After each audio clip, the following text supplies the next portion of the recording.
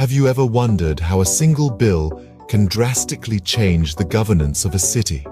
Enter the Delhi Services Bill, a piece of legislation that could significantly impact the administrative structure of India's capital, Delhi. This bill, passed by the Parliament, gives the central government control over the bureaucrats in the Delhi government. It's touted as a means to ensure effective and corruption-free governance, but has also been criticized as a misuse of power. So what's the fuss all about? Let's delve deeper into the chronology of events leading to the passing of this bill. The journey of the Delhi Services Bill starts with an ordinance. This ordinance, issued by the centre, laid the groundwork for what would eventually become the Delhi Services Bill. The objective? To handle the transfers and postings of officials in the Delhi government. Fast forward to a Monday in the Parliament, the Government of National Capital Territory of Delhi Amendment Bill 2023, familiarly known as the Delhi Services Bill, was passed. This bill brought the control over bureaucrats in the Delhi government under the central government's domain. The Rajya Sabha approved it with 131 votes in favour and 102 against.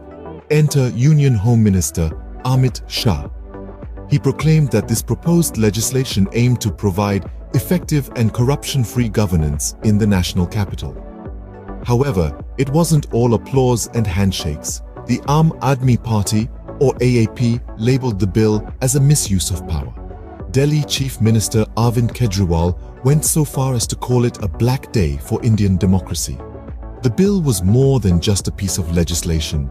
It was a replacement of the initial ordinance. It did away with the contentious Section 3A of the ordinance, which stated that the Delhi Legislative Assembly would not have control over services under Entry 41 of List 2 of the 7th Schedule of the Constitution. This entry pertains to the State Public Services and State Public Service Commission. In place of the ordinance, the bill established the National Capital Civil Services Authority, or NCCSA, with the Chief Minister as the chairperson, the Principal Home Secretary of Delhi as the member secretary, and the Chief Secretary of Delhi as a member. The authority was tasked with recommending the transfers and postings of all Group A officers and officers of DANIX serving in the affairs of the Government of National Capital Territory of Delhi. Despite the controversy, the bill was passed, marking a significant shift in the governance of Delhi. With the passing of the bill, a new chapter begins in the governance of Delhi. The journey of the Delhi Services Bill, from an ordinance to a piece of legislation, serves as a testament to the evolving political landscape of India's capital city. Now that we know the journey of the Delhi Services Bill, let's understand its key points. The heart of the Delhi Services Bill lies in its provision for the establishment of the National Capital Civil Services Authority, or the NCCSA.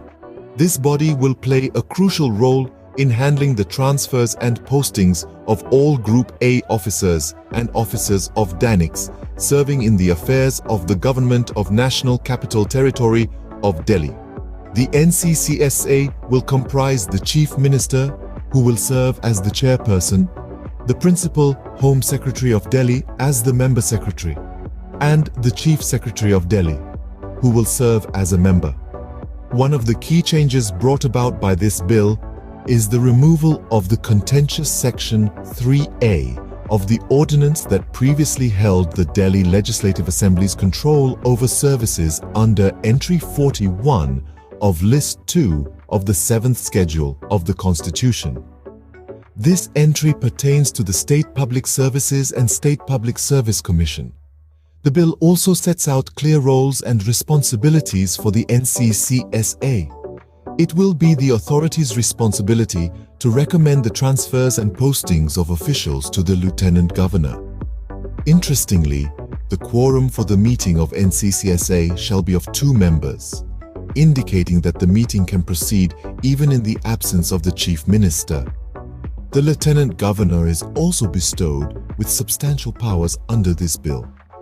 The Lt. Governor can approve the recommendations of the NCCSA or ask for a reconsideration. In case of a difference of opinion, the decision of the governor shall be final.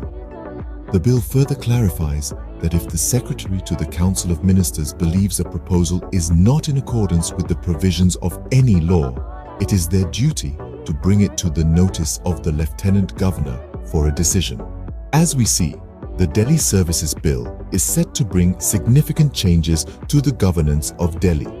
It aims to provide effective and corruption-free governance, but has also sparked debates about its potential implications on the power dynamics between the central government and the Delhi government.